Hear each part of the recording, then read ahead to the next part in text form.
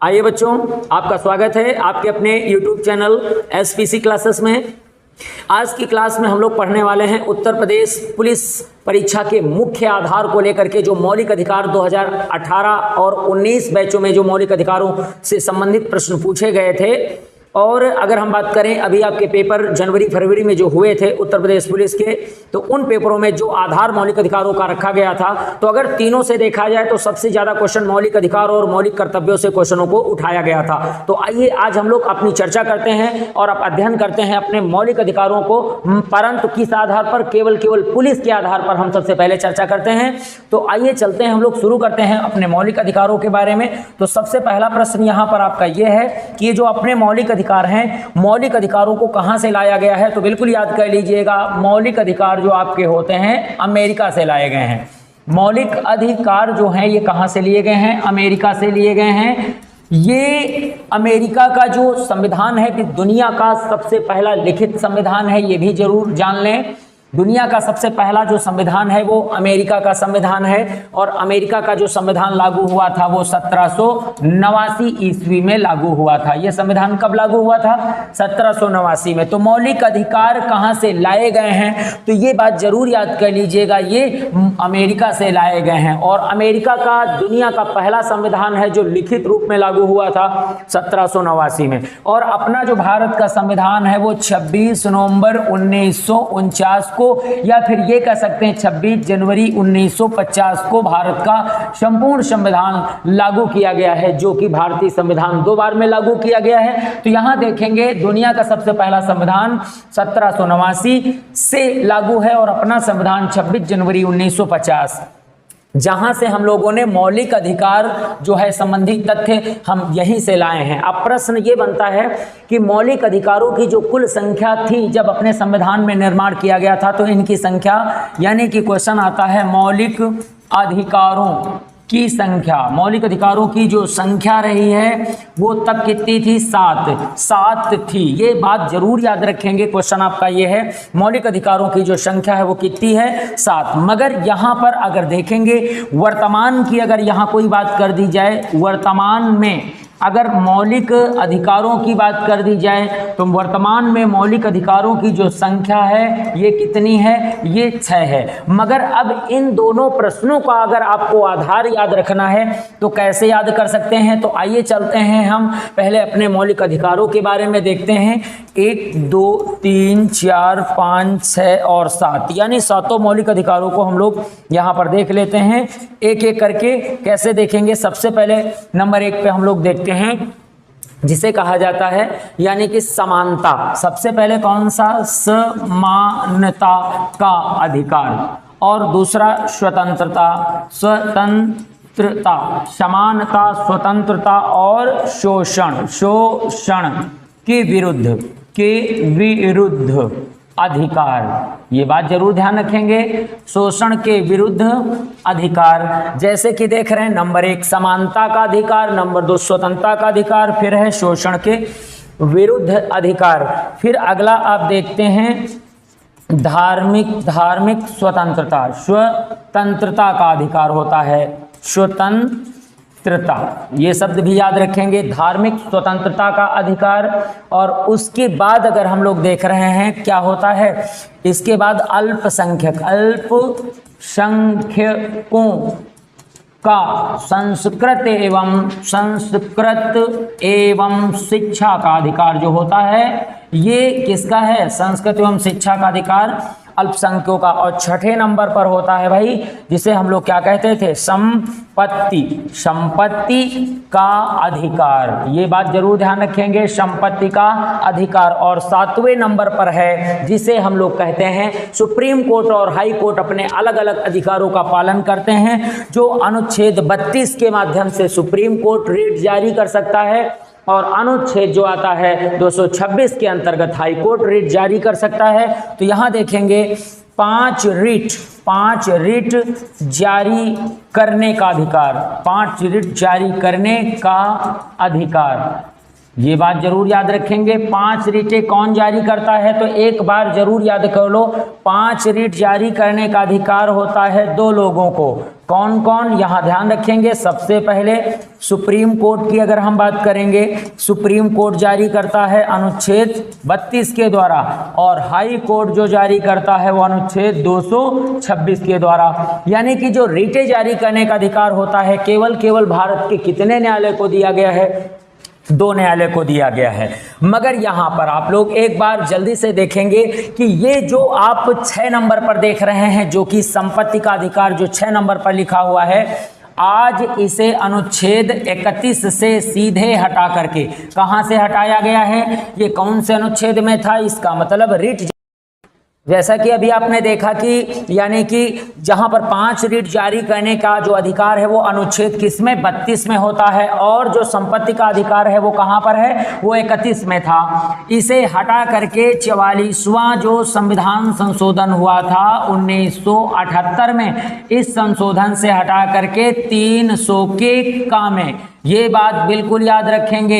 इसे कहाँ रख दिया गया था, 44वां संविधान संशोधन से हटा करके इसे 31 से हटाकर सीधे 300 के काम में रख दिया गया था, और आज यह संपत्ति का अधिकार इस जगह पर नहीं है। यानी कि आप इसे हटा देंगे तो आप क्या कहेंगे, आप यही तो कहेंगे वर्तमान में मौलिक अधिकारों की संख्या कितनी है, 6 है। जैसा कि आपने ग्राफ में देखा कि किस तरीके से 7 संख्या थी जो आज घट करके कितनी बची, 6 बची हुई है। तो एक बार जल्दी जल्दी और देख लीजिएगा, समानता, स्वतंत्रता, शोषण, धार्मिक स्वतंत्रता, अल्पसंख्यकों का शिक्षा का अधिकार एवं संस्कृत का अधिकार, उसके बाद संपत्ति का अधिकार, और उसके बाद 5 रीट जारी करने का अधिकार होता है कितने लोगों को, 2 लोगों को होता है। भारत के न्यायालय हैं, एक है सुप्रीम कोर्ट और एक है हाई कोर्ट। तो सुप्रीम कोर्ट को रीट जारी करने का अधिकार अनुच्छेद 32 देता है, और उसके बाद हाई कोर्ट को 226 देता है। आइए चलते हैं हम लोग अपने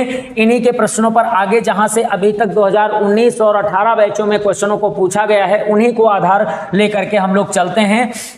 तो सबसे पहले इनकी बात करते हैं कि जो मौलिक अधिकार हैं, जैसे अभी हम लोगों ने बात करी, मौलिक जो अधिकार हैं हमारे, ये मौलिक अधिकार 12 से लेकर के 35 तक हैं, जो कि भाग कौन बनता है, भाग 3 बनता है। यहाँ पर जरूर याद रखेंगे, अनुच्छेद पूछे तो आप ये बोलेंगे मौलिक जो अधिकार हैं ये अनुच्छेद कौन से में है, अनुच्छेद इनका बनता है यानी कि 12 से लेकर के 35 के बीच में है। इनका भाग कौन सा है, भाग 3 है, और इसे मौलिक अधिकार कहा जाता है। अब प्रश्न है कि ये जो मौलिक अधिकार हैं इनकी अगर हम बारे में देखते हैं, ये कहाँ से लाए गए हैं, तो अमेरिका से लाए गए हैं। अब प्रश्न यहाँ पर फिर शुरू हो जाता है कि एक जो अनुच्छेद आपका होता है जिसे आप अनुच्छेद 12 कहते हैं, तो अनुच्छेद 12 में वैसे राज्य की परिभाषा के बारे में बताया गया है, और साथ में ही मौलिक अधिकारों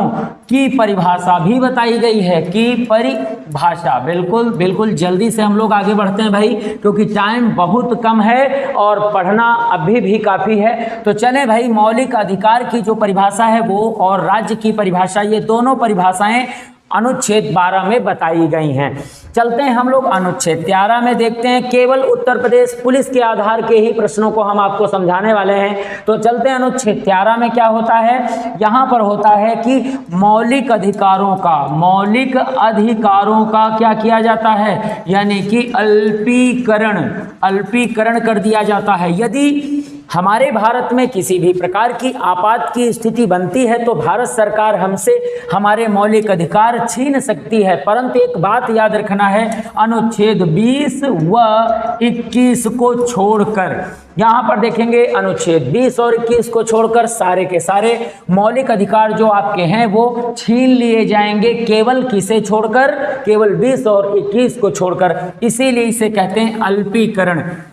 एक बात और याद रखेंगे, अगर आपसे कहीं क्वेश्चन ये पूछा जाए कि भारतीय नागरिकों को मौलिक अधिकार कहां से कहां, किस अनुच्छेद से लेकर के किस अनुच्छेद तक दिए गए हैं, तो याद रखना है 14 से 32 तक, 14 से 32 तक भारतीय नागरिकों के मौलिक अधिकारों का संरक्षण किया जाता है। फिर उसके बाद 33 जो आपका होता है और 34 जो होता है ये अर्धसैनिक बलों के जो मौलिक अधिकारों को जो है कम किया जाता है। और उसके बाद जो 35 होता है भारत की संसद मौलिक अधिकार संबंधी कानून बनाने का अधिकार किससे होता है? भारत की संसद को मौलिक अधिकार से संबंधित कानून बनाने का अधिकार अनुच्छेद 35 में होता है।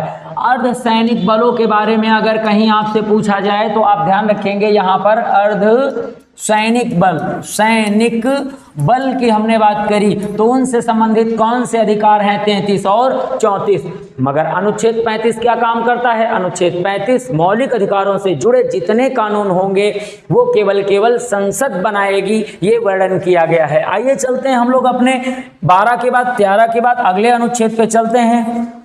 14 अनुच्छेद में क्या कहा गया है? समानता का अधिकार बताया गया है। कौन सा अधिकार है? समानता का अधिकार, ये बात जरूर ध्यान दें। समानता का अधिकार यहाँ बताया गया है। और 15 में क्या बताया गया है? यहाँ पर बताया गया है चाहे तो धर्म हो, चाहे तो जाति हो, चाहे तो निवास स्थान हो, चाहे तो ये निवास स्थान हो और चाहे तो लिंग भेद हो, किसी के आधार पर भेदभाव नहीं किया जाएगा। यानी कि यहाँ पर आपको ध्यान रखना है कि भारतीय संविधान के अनुसार चाहे तो किसी धर्म का हो, जाति का हो, निवास स्थान का हो, चाहे लिंग भेदभाव बिल्कुल नहीं किया जाएगा। यहाँ पर ये बात जरूर ध्यान दें, भेदभाव नहीं किया जाएगा। हमारा संविधान किसी के साथ कोई भेदभाव नहीं करेगा अगर ऐसा कोई आधार पाता है। आइए चलते हैं हम लोग अपने अगले अनुच्छेद। 16 भी महत्वपूर्ण होता है। लोक नियोजन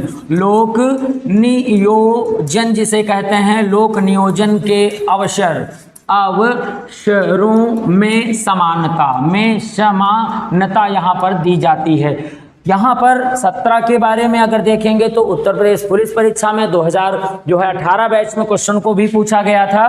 कौन सा है? छुआछूत का अंत, यानी छुआछूत जिसे कहते हैं का अंत कहा जाता है, इसे अस्पृश्यता का भी अंत कहते हैं। आइए चलते हैं 18, ये होता है उपाधियों का अंत। ये बात जरूर याद रखेंगे, उपाधियों का अंत किसे कहते हैं? तो जो अनुच्छेद आपका 18 है, हमारे भारत का जो राष्ट्रपति होता है वो राष्ट्रपति किसी भी ऐसे नागरिक जिसने विदेश से कोई उपाधि ले ली है और बिना राष्ट्रपति के पूछे ली है तो वो उपाधि छीनी जा सकती है, ये बताया गया है अनुच्छेद 18 में। आइए चलते हैं हम लोग अपने सबसे अगले पॉइंट पर चलते हैं, अनुच्छेद जिसे कहते हैं, ध्यान रखेंगे अनुच्छेद आपका आता है यानी कि 20। अनुच्छेद पहले हम लोग बात करेंगे अपने 19 की बात करेंगे। तो अनुच्छेद 19 में क्या होता है? व्यक्ति की अभिव्यक्ति की स्वतंत्रता, ये भी आपको थोड़ा ध्यान रखना है। मगर यहाँ पर ज़्यादातर 2019 बैच में जो क्वेश्चन 4 पूछे गए थे उन क्वेश्चनों को आप कैसे देखेंगे? यहाँ पर 19 का जो होता है, एक का है, फिर कौन सा है? खा है, गा और घा, और उसके बाद अंगा, और उसके बाद चा। यानी इतने अनुच्छेदों से जुड़े हुए 19 के ये सारे अनुच्छेद हैं। तो 19 का काखा, गाघा, अंगा और चा। और अगर हम बात करें तो सबसे ज़्यादा क्वेश्चन यहीं से पूछे गए थे। इन क्वेश्चनों को आप बिल्कुल भली भांति याद कर लीजिएगा। कैसे याद करेंगे? सबसे पहले देखिए, हम आपको बिल्कुल ट्रिक के माध्यम से बताने वाले हैं कैसे याद कर लें। सबसे पहले यहाँ पर आप बोलेंगे कहो अपनी बात, बिल्कुल ट्रिक के माध्यम से आप देखेंगे इसे, बिल्कुल ध्यान दें, बिल्कुल ट्रिक के माध्यम से देखेंगे। जो आप नहीं याद कर पाते हैं तो आसानी से याद कर सकते हैं। का से कहो अपनी बात और खा से खड़े रहो एक साथ। एक साथ। यहां पर देख पा रहे होंगे, क से कहो अपनी बात और ख से खड़े रहो एक साथ, और ग से गठन करो, ग से गठन करो संघ का, गठन करो संघ का। किसका आपको गठन करना है? गठन करो संघ का। और घ से भाई घूमो भारत में, भारत में। यहां पर कैसे आप देख पा रहे हैं, क से कहो अपनी बात, ख से खड़े रहो एक साथ, ग से गठन करो संघ का, और घ से घूमो भारत में। और ये जो अंगा होता है ये क्या होता? अनुनासिक होता है, ना होता। ये किसका उच्चारण होता है? ये ना का उच्चारण होता है, यानी कि ये जो होता है ना का उच्चारण होता है। तो इसे हम क्या बोलेंगे?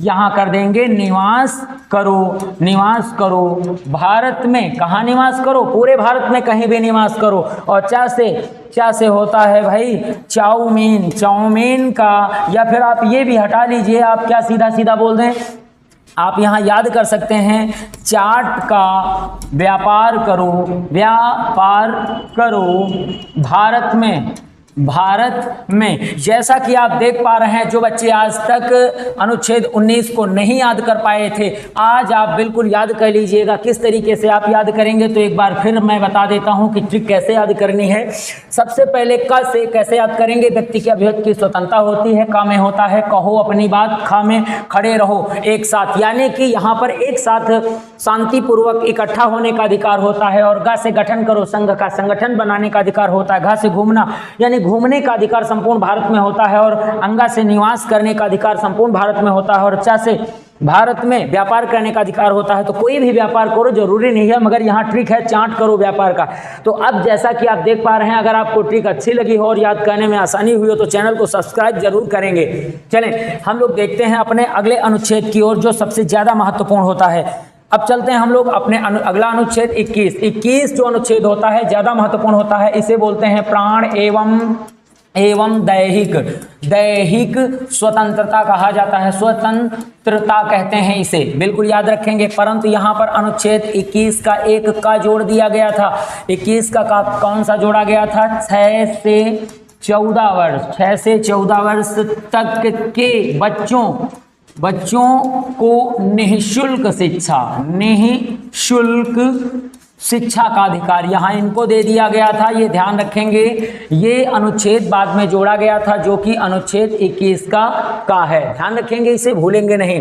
अब हम लोग चलते हैं यहाँ पर ज़्यादा महत्वपूर्ण की अगर हम बात कर रहे हैं, तो जैसा कि आप देख पा रहे हैं कि अनुच्छेद आपका मेन होता है यहाँ पर 25।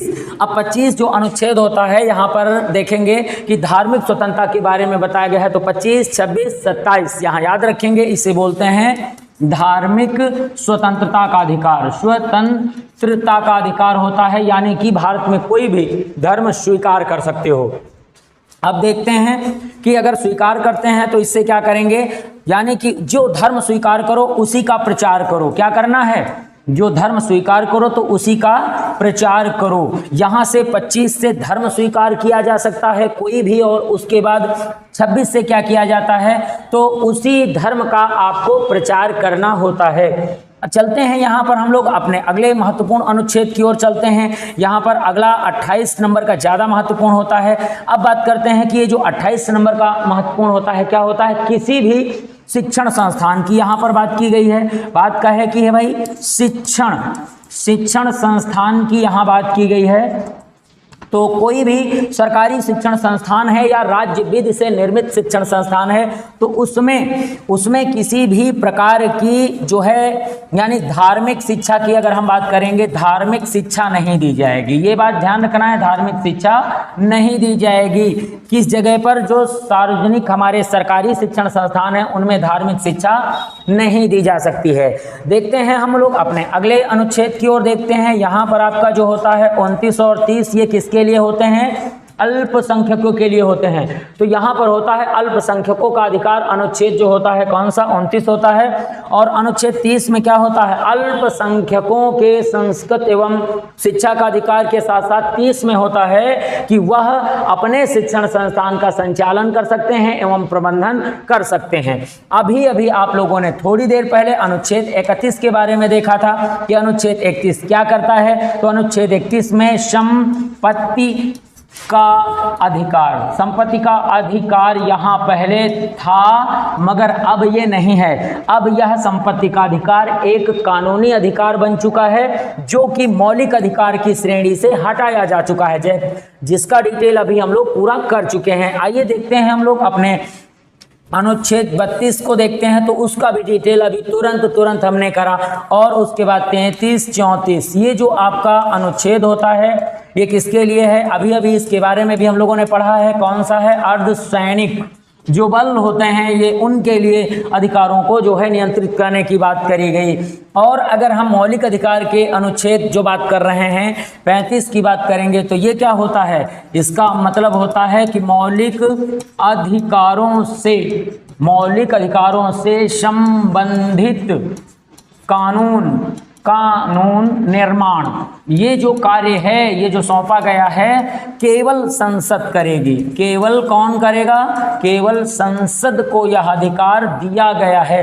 तो बिल्कुल जैसा कि आपने देखा कि ये केवल शॉर्टकट केवल उत्तर प्रदेश पुलिस परीक्षा के आधार पर ही आप लोगों ने मौलिक अधिकार पढ़ा है, जबकि मौलिक अधिकार जो है इससे कहीं ज़्यादा विस्तृत में है, परंतु हम लोगों ने अपने उत्तर प्रदेश स्पेशल के आधार पर उठाया हुआ है।